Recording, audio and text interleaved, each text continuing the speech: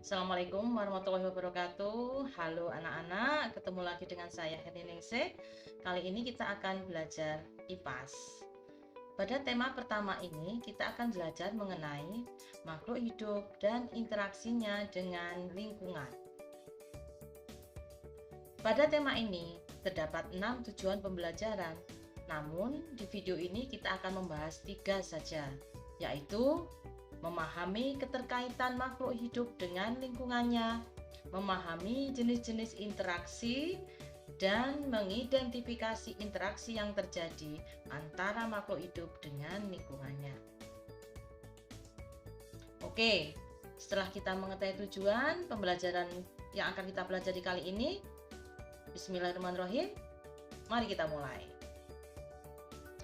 Pertama-tama kita akan mengetahui apa itu yang disebut dengan ekosistem.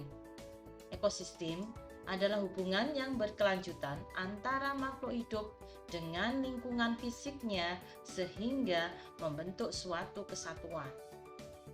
Ekosistem dibagi menjadi dua, yaitu ekosistem biotik dan ekosistem abiotik. Ekosistem biotik adalah ekosistem yang terdiri dari makhluk hidup seperti manusia, hewan, dan tumbuhan. Sedangkan ekosistem abiotik terdiri dari benda-benda yang tidak hidup seperti suhu, cahaya, air, kelembapan, tanah, udara, dan masih banyak lagi.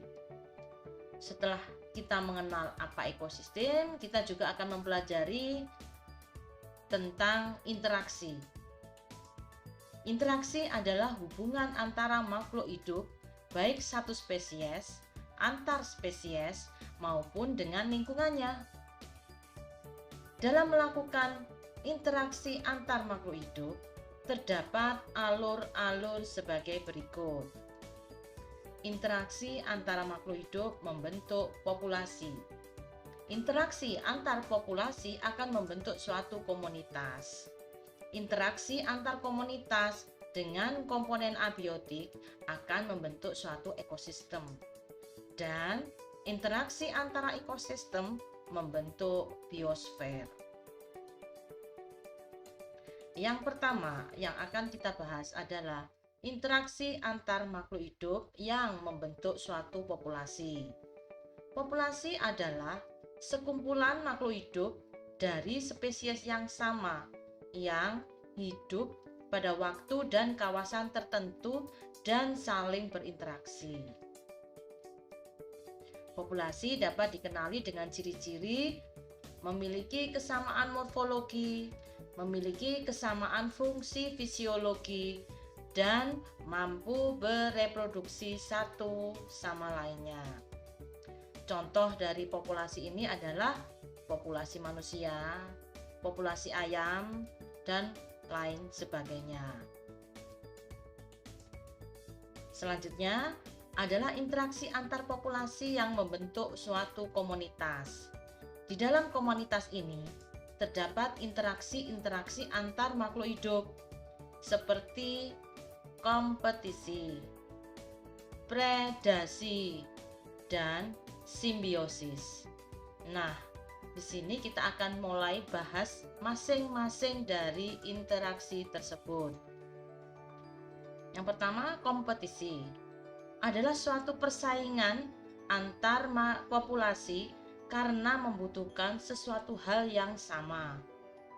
Saya ulang, kompetisi adalah persaingan antar populasi karena membutuhkan sesuatu hal yang sama.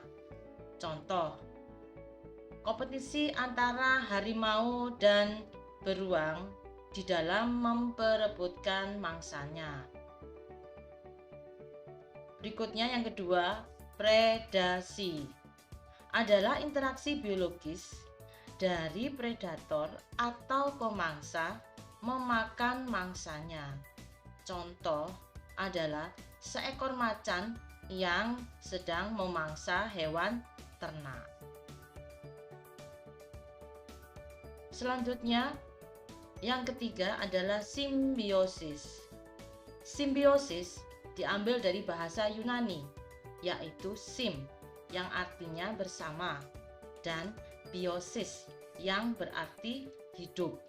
Simbiosis dapat diartikan sebagai hubungan yang dekat antara dua spesies makhluk hidup. Sedangkan simbiosis itu dibagi menjadi tiga, yaitu simbiosis mutualisme, simbiosis komensalisme, simbiosis parasitisme. Simbiosis mutualisme adalah hubungan antara dua spesies yang saling menguntungkan. Contohnya, penyerbukan bunga yang dibantu oleh lebah. Dalam hal ini, bunga dapat melakukan perkembangbiakan, sedangkan lebah dapat mengambil nektar untuk dijadikan madu. Simbiosis komensalisme adalah bentuk interaksi yang menyebabkan salah satu mendapatkan keuntungan sedangkan yang lainnya tidak terpengaruh. Contoh adalah interaksi pada kehidupan ikan remora dengan hiu. Ikan remora memakan sisa-sisa dari mangsa hiu, sedangkan ikan hiu tidak merasa dirugikan. Simbiosis parasitisme. Simbiosis parasitisme adalah interaksi antar makhluk hidup yang mana menguntungkan salah satu tetapi merugikan yang lainnya. Contohnya, nyamuk yang menghisap darah manusia. Di sini nyamuk mendapatkan makanan berupa darah manusia, sedangkan manusia sendiri dirugikan. Nah, dari interaksi yang sudah kita bahas tadi, kita menjadi tahu bahwa interaksi di dunia ini sangat banyak sekali, mulai dari tingkat kecil seperti antar individu hingga antar ekosistem.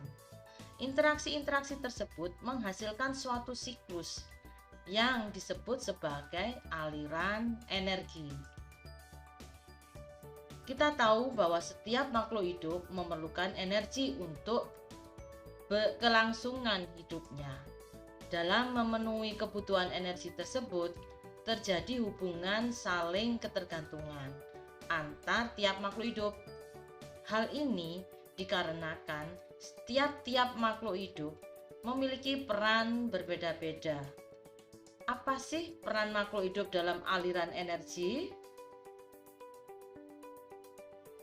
Peran makhluk hidup dalam aliran energi dibagi menjadi 4, yaitu produser, konsumer, decomposer, dan detritivior.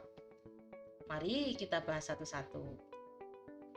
Produser merupakan makhluk hidup yang mampu menghasilkan energinya sendiri yang berasal dari materi anorganik.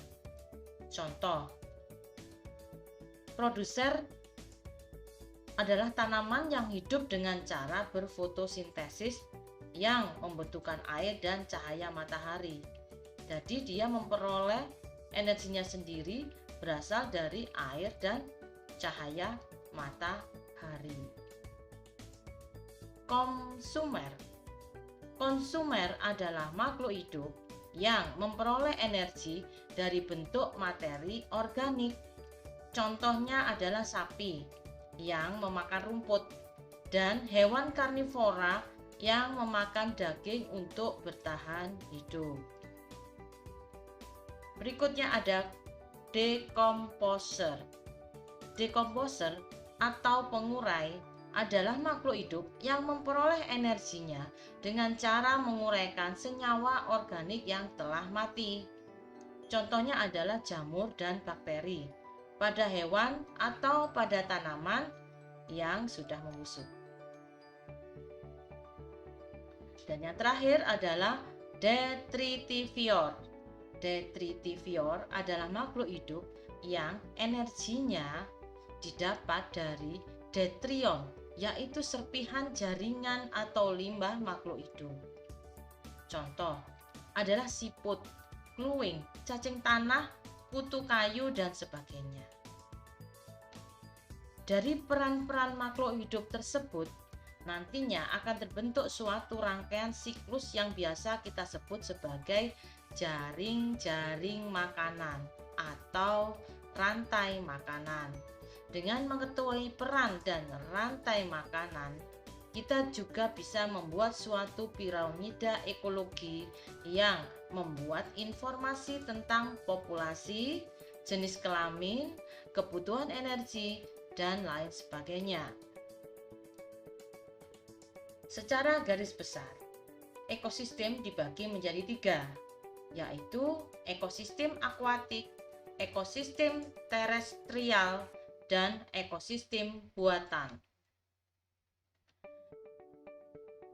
Ekosistem akuatik atau perairan adalah lingkungan yang terdiri dari komponen biotik dan abiotik yang didominasi oleh air sebagai habitatnya. Yang termasuk dalam ekosistem ini ada ekosistem air tawar, ekosistem air laut, ekosistem estuari, laut dalam, dan lain sebagainya. Selanjutnya adalah ekosistem terestrial. Ekosistem terestrial adalah jenis ekosistem yang didominasi oleh daratan. Contohnya adalah taiga, hutan musim, hutan hujan tropis, dan sabana. Dan yang terakhir adalah ekosistem buatan. Ekosistem buatan ini merupakan ekosistem yang diciptakan manusia untuk memenuhi kebutuhannya. Contoh ekosistem buatan adalah bendungan, sawah, perkebunan, serta pemukiman seperti kota dan desa. Demikian materi kita kali ini mengenai interaksi makhluk hidup dan lingkungannya. Semoga pembelajaran kita kali ini bermanfaat dan mudah kalian pahami. Terima kasih sudah menonton video ini. Thanks for watching and see you next time. Assalamualaikum warahmatullahi wabarakatuh.